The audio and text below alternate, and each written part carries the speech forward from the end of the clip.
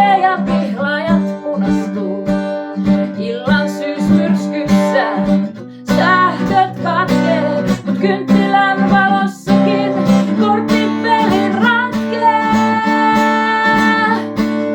Koti keskellä vettä, omassa rauhassa miellettä, laskemaa ja lumityöt, leivinut lämpö ja makoisat yöt. Salaojan remontista voi vain haaveilla, pihasaunaan vesi viedään isoilla saaveilla. Ulkopuistin taide taitaa olla vähän laho, mut suomalaisen mielen sopii rintamamiestalo. Koti keskellä